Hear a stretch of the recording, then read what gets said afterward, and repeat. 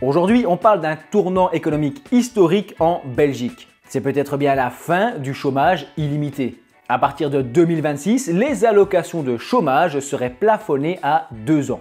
Mais ce n'est pas tout. En parallèle de ça, je vais te parler de la crise budgétaire qui touche Bruxelles. La région est vraiment en difficulté et ça pourrait du coup impacter complètement le reste du pays. Et ça fait partie des raisons qui font une crise budgétaire en Belgique et qui font qu'on a besoin de trouver de l'argent, on a besoin de faire des économies, on a besoin de réformer tout ça. C'est difficile, c'est une période qui va être compliquée, mais il faut en passer par là pour espérer une économie plus florissante pour l'avenir de la Belgique. Attention que tout ce que je vais te dévoiler dans cette vidéo, eh bien c'est le fruit de mes recherches. Je ne suis pas parfait, je ne suis pas exhaustif non plus. C'est une vidéo de divertissement. Il n'y a aucun conseil, aucune recommandation. Il faut voir ce qui restera ou non de cette réforme et de cet accord. Un accord, ce n'est pas un texte final. Donc tout peut encore être modifié, même si les grands axes, à mon avis, ne bougeront plus. Mais encore une fois, qui suis-je pour donner mon avis ? Reparlons un petit peu du chômage. L'objectif du gouvernement avec ces réformes, c'est d'atteindre 80% de taux d'emploi d'ici 2030. L'arme principale pour y parvenir serait qu'à partir de 2026, eh bien, la majorité des demandeurs d'emploi n'aient droit qu'à 2 ans de chômage maximum.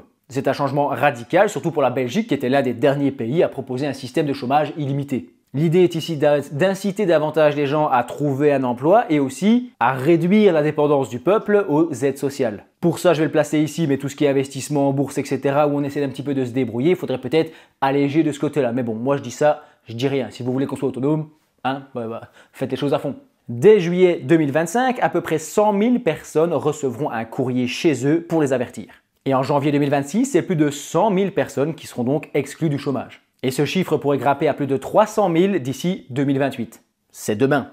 Heureusement, il y a quelques exceptions parce qu'il faut quand même rester assez juste, notamment pour les personnes de plus de 55 ans. Puisque, on le sait, retrouver un travail après 55 ans, c'est compliqué. On a beaucoup d'ancienneté, donc la charge salariale est plus forte et donc les patrons, ils ont moins envie d'engager des gens qui sont plus âgés. C'est normal économiquement, donc c'est plus compliqué, d'accord, de retrouver à ce moment-là. Donc, on va être un peu plus sympa avec les personnes de plus de 55 ans. C'est pas une mauvaise chose. Derrière, on parle aussi des artistes et des personnes en formation pour un métier dit en pénurie. Mais la réforme ne s'arrête pas là puisque les absences de longue durée sont également dans le viseur. Les employeurs devraient assumer 30% des indemnités pour les 2e et 3e mois d'absence. Ensuite, c'est les mutuelles qui seront évaluées sur leur efficacité à réintégrer les malades au travail.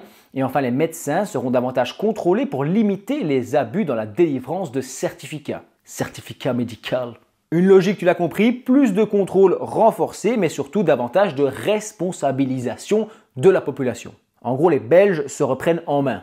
Et en parallèle, parce qu'il y a quand même quelques bonnes nouvelles, on prévoit de stimuler l'emploi en réduisant les cotisations sociales. Principalement pour ce qu'ils appellent les bas et moyens revenus. L'objectif ici est double en fait. Premièrement, on va pouvoir augmenter le salaire net des travailleurs et par la même occasion renforcer la compétitivité des entreprises belges. Pendant ce temps-là, je te parlais de crise budgétaire à Bruxelles avec une situation assez catastrophique et une panique dans les finances. Un déficit de 1,4 milliard d'euros en 2024 et 1,6 milliard d'euros prévu en 2025. Et si rien ne change, on pourrait atteindre plus de 20 milliards de dettes d'ici 2029. C'est demain. C'est un peu la catastrophe en fait au niveau de la gouvernance à Bruxelles et en fait il y a plein de trous comme ça dans le budget en Belgique, il faut bien les combler à un moment, il faut bien prendre des mesures, il faut bien modifier tout ça. Je sais que ça fait peur, mais c'est pour un mieux, c'est pour essayer d'évoluer vers l'avant et il faut essayer de comprendre toutes ces réglementations pour suivre le courant et aller dans la bonne direction et profiter de ce qui va arriver. Par exemple, davantage de salaire net, moi je dis oui.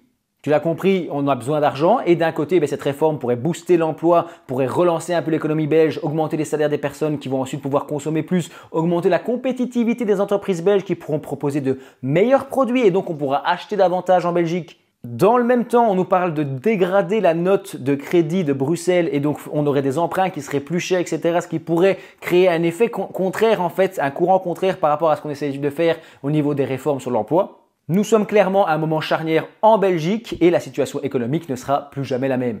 Il va falloir trouver un équilibre entre incitation à envoyer les gens au travail et en même temps protection sociale pour les gens qui en ont vraiment besoin. Garantir aussi une stabilité budgétaire au niveau de la Belgique, il serait temps, sans pour autant creuser les inégalités. Les mois à venir vont donc être décisifs, il faut t'abonner à cette chaîne pour rester au courant de l'avancement de ce projet. On pourra voir si ces réformes atteignent leur but ou si au contraire elles aggravent la fracture sociale. Dis-nous ce que tu penses de tout ça en commentaire, ton avis m'intéresse, hein. Je fais ces vidéos aussi pour créer des petits espaces de communauté, pour discuter de tout ça dans les commentaires sous les vidéos, puisque moi à l'époque, quand je faisais mes petites recherches, je trouvais pas beaucoup de créateurs en Belgique, donc il n'y avait pas beaucoup d'endroits où tu pouvais échanger avec les gens. Restez bienveillants, c'est important. Je te dis merci d'avoir regardé cette vidéo jusqu'au bout.